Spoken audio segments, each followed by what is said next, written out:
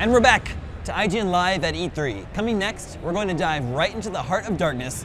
I give you our new Xbox editor, Ryan McCaffrey, and Spec Ops: The Line. Thanks, Damon. I am here with Corey from Jaeger.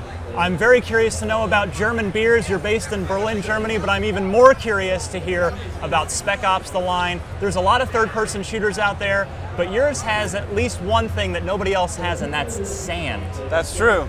And there's only one thing cooler than German beer, and that's Spec Ops: The Line. But yes, we do have sand. So what is, now, this game is being billed as very much an adult, a very serious storyline, a lot of drama. What's the basic plot here? What are we heading into? What are we getting ourselves into with Spec Ops: The Line? So what we're doing is we're following a Delta Force unit into the heart of darkness in a very surreal environment, which is Dubai, after it's been struck by cataclysmic sandstorms, rendering it a no man's land, and really transforming the entire environment in a very brutal way. And so our squad goes in on a rescue mission to bring home a man named Colonel John Conrad, who was stationed there with a battalion of U.S. Special Forces officers that were helping out with the evacuation. They refused to leave when the sandstorms got really horrible and got worse than had been predicted, and they stayed behind to help those that could not evacuate the city. But obviously the sandstorms were even worse than anyone could have imagined. It filled the city with millions of tons of sand, and him and his battalion were thought to have been lost in the storm. But a few months later, our squad and actually command in the U.S. military hears a transmission coming out of Dubai, which gives them some information that maybe Conrad is still alive there in the city, and something's going on there they did not expect. So our squad goes in to try and unravel this mystery. So I know when you go in, the game, sand actually affects the gameplay as well. How does that come into play during the course of the mission?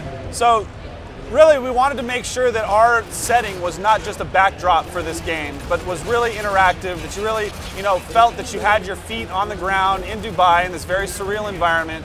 And one of the ways we did that was we integrated the sand into the gameplay itself, like you mentioned. So you're going to have the chance to fight within these brutal sandstorms that continue to rage and transform the landscape of Dubai and really change the way the tactics that you have to use in combat and that the AI uses with their squad as well, as they're really looking for your muzzle flashes and really trying to surround you and outflank you and things like that. But also you can kick sand into the eyes of enemies with frag grenades. If you see sand dripping from art pieces or things in the ceiling, you can shoot it and it'll actually fall down and stun enemies. You can cause sand avalanches to crush enemies with tons of sand. So there's lots of ways that we try to integrate it as much as possible, and we're really excited that it really feels like it's a character in this game. It's not just a backdrop. So now, I know the game is coming out soon, and you're shipping some free bonus content that we'll be able to download very shortly after the game releases. Can you talk us through that a little bit? What can we expect there? Yeah, so since the start of development, we always had our focus on the single-player experience. That was something that we really wanted to make sure that we fine-tuned, that we found our tone, that we were able to drive that home with our focus tests, and as we were preparing and fine-tuning all of that, we finally had the opportunity to do that, and we had some extra time and some extra resources. We knew that it'd be fun to play co-op in Spec Ops: The Line as well. We had designed our AI from the start to be able to deal with multiple threats and things like that because of our squad that's there in the single player as well. But basically what we're going to do is you're going to play some characters from earlier before Martin Walker arrived on the scene, and you're going to see some events and how they tie together in the single player, get some more backstory and things like that. So it's really interesting because you're going to actually play like refugees that are trying to escape an internment camp that's tied into the main narrative of the game. You're going to play this faction called the Exiles, who has basically tried to go rogue from Conrad's command. And so those things all tie into the single player game in an interesting way, and you really have to use a different style of combat with your friend, communicate, play as a squad, and really try and take inch by inch these levels, these objectives that are in this co-op missions. Now, I know that with the more serious storyline, we're going to be faced with some moral dilemmas, and and you're sort of really wanting us to face some difficult choices in this game. Can you give us an example or two of that? Sure. So our squad arrives in Dubai very professional and very well trained. They don't expect what they find there. And what they find is actually there's a civil war raging in Dubai. There's a lot of mistaken identity going on. No one trusts the squad. They find themselves in the crossfire between American soldiers that have been stationed there from before the sandstorms hit, this rogue faction and other factions that are there that have tried to survive and arm themselves as well.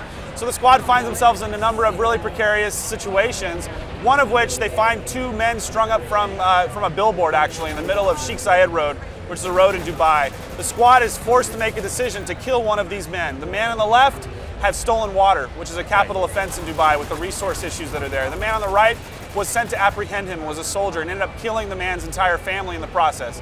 So it's this really gray area situation. If you look at it, oh, maybe it's just press A to do one thing or press B to do the other thing. Sure. That's not the case at all. Actually, you have all the tools that are available to you throughout the campaign. In these situations, we really open it up to you. If you're perceptive, you may find a lot of different ways to approach the situation.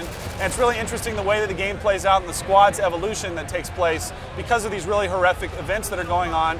And we wanted the player to really feel that tangibly and use this interactive element to do that. So let's say I'm in that exact situation in the game. Can I just decide to open fire on all the bad guys, or can I even say, screw you guys, I'm going home, and just walk away? Those are definitely both options. There's more options. Like, actually, I'm not going to spoil for you. But trust me, look around, be perceptive, shoot at things that maybe you think might help you. Take a look, and there's going to be options opened up to you as you do that in ways that you might not expect. How about now, with all these different moral choices, does that all add up to multiple endings in the game? So there are multiple endings in the game, but I don't want to give you the impression that we're some sort of choose your own adventure game or something like that. You're not going to push the game in a direction that takes you on like a happy, sunny road down into, back to civilization or something like that. This squad is cut off from command. They're in a very trying scenario. Their relationship is tested throughout this game, and they don't agree with each other because the choices that they're asked to make are not happy choices, and they're forced to live with that, and it really affects their characters psychologically as we progress further into the game. Now, I know there's a playable demo that we can all download and try out now, but when's the full game coming out? So the full game comes out on June 26th, and actually that bonus content we were just talking about comes out for everyone who purchased the game, no matter how you bought it, for free just after release. Great, thanks Corey. Damon, back to you.